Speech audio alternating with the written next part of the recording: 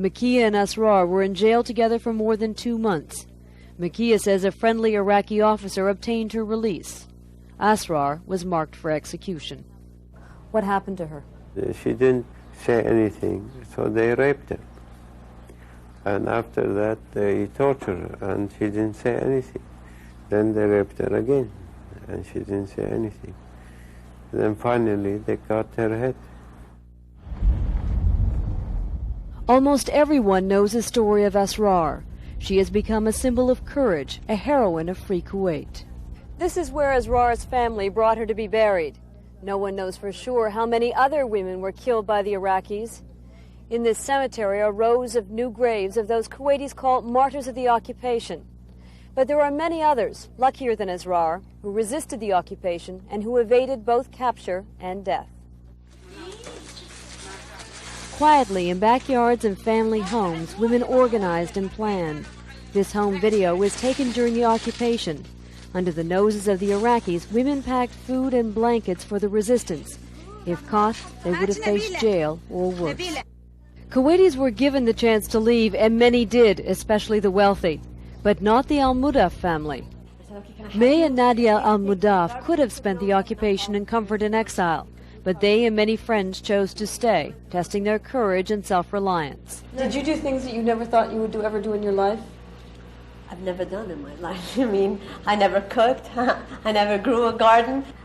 To be frank, I've learned a lot of new things, especially about water pumps, about gasoline, about petroleum, about so many different things, about people.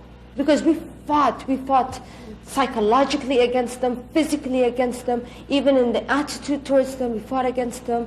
For a country who's never had any history in war violence, we managed beautifully. In the Al-Mudaf's backyard, there was now a flock of sheep, meat on the hoof, protection against closed supermarkets and failed electricity. All day now, friends drop by to show off babies and exchange stories.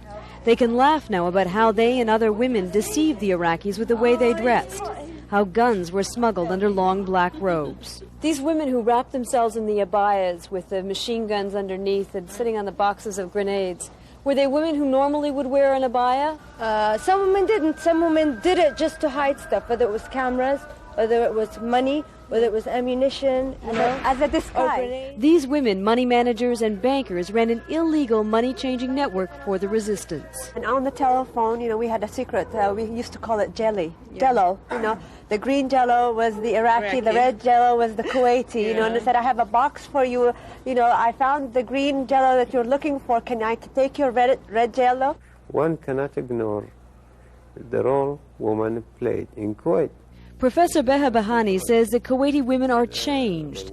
They will no longer be denied political rights. And if they were not given the right to vote, are we going to tell them that your mothers and sisters sacrificed their life for nothing?